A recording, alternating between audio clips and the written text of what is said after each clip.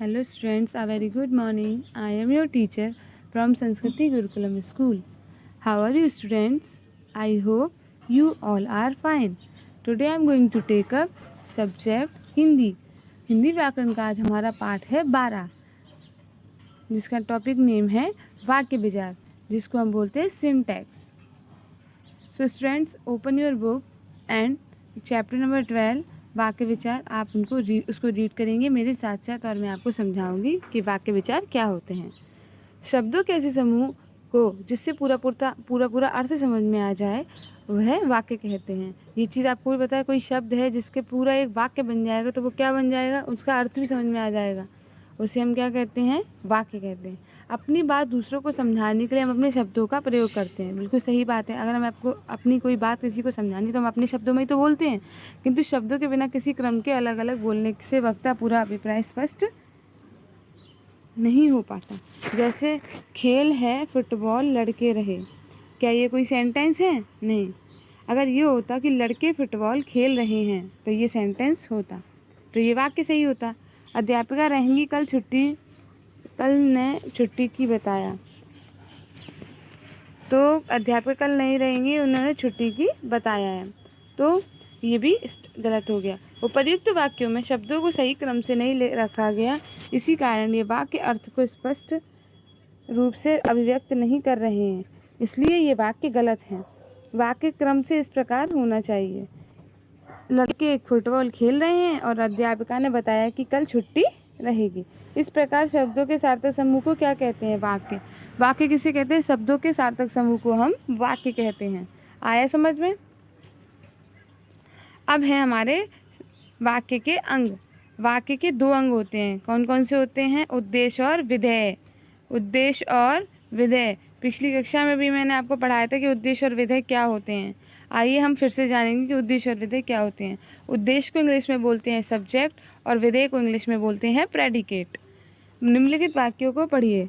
रवि पुस्तक पढ़ता है, गीता कहानी लिखती है. अब इसमें हमारा जो सब्जेक्ट है वो क्या है, रवि और गीता, और पुस्तक पढ़ता है और कहानी लिखता है, ये पीछे का क्या है, हमारा विधेय. उपयुक्त वाक्यों में 2 अंग हैं. एक अंग कर्ता के बारे में बताता है जैसे रवि और गीता, दूसरा अंग क्रिया के बारे में सूचना देता है जैसे पुस्तक पढ़ता है कहानी लिखता है.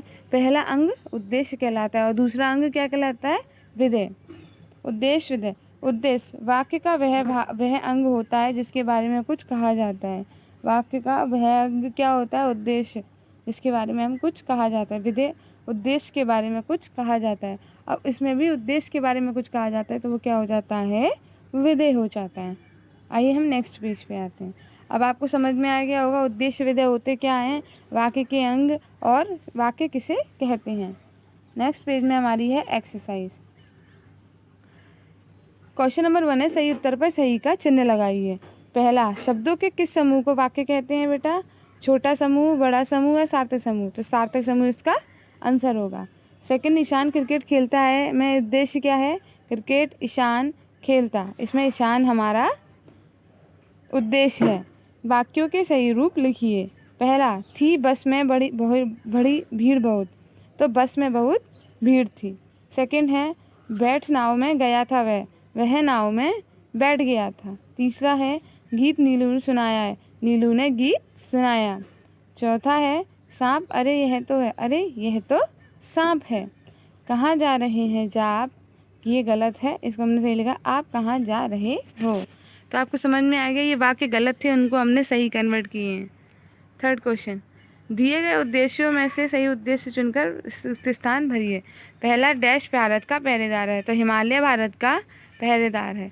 सेकंड है हमारा, डैश खेती करता है, किसान खेती करता है. डैश जंगल का राजा है, तो इसमें आएगा शेर जंगल का राजा है. मोर वर्षा ऋतु में नाचता है, तो इसमें मोर क्या है, हमारा उद्देश्य है. विद्यालय में हरे भरे वृक्ष और रंगीन फूल हैं, तो इसमें विद्यालय क्या है, हमारा उद्देश्य है. सीता राम की पत्नी थी, तो सीता किस में आता है, हमारा उद्देश्य में. अब चौथा क्वेश्चन, उचित उद्देश्य और विधेय को रेखा खींचकर मिलाइए. उद्देश्य और विधेय. मेरी माताजी रसोई में खाना पकाती हैं, गाड़ी स्टेशन से छूट चुकी है, काला घोड़ा बहुत तेज दौड़ता है और पका आम पेड़ से गिर रहा है, बंदर बड़ा नटखट होता है. ये मैंने आपकी मैचिंग्स कर दी। पहले वाले का थर्ड है, सेकंड वाले का फोर्थ है, थर्ड वाले का फिफ्थ है, देन फोर्थ वाले का फर्स्ट है, फिफ्थ वाले का सेकंड है। अब है नीचे दिए गए प्रश्नों के उत्तर लिखे। बेटा आप अपने प्रश्न उत्तरों को मैं लिख आपको वो करा रही हूँ ट्रेस, आप उसको अपनी कॉपी में लिखेंगे। पहला क्वेश्चन है वाक्य किसे कहते हैं, उदाहरण सहित लिखिए।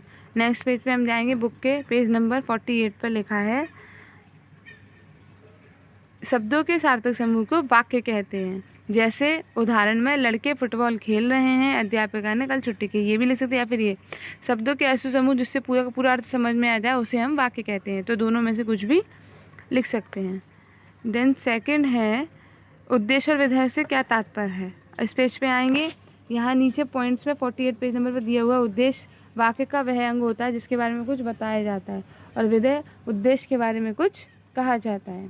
दोनों आंसर्स आपको मिल चुके हैं, आपको अपनी फेयर नोटबुक में लिखना है। अब आपको क्या करना है, चैप्टर को अच्छे से रीड करना है और अपनी फेयर नोटबुक में क्वेश्चन आंसर लिखना है। एक्सरसाइज बुक में ही फिल करनी है और साथ में याद भी करना है। Okay student, so thank you so much. Stay home, stay safe, घर पर रहें, सुरक्षित रहें।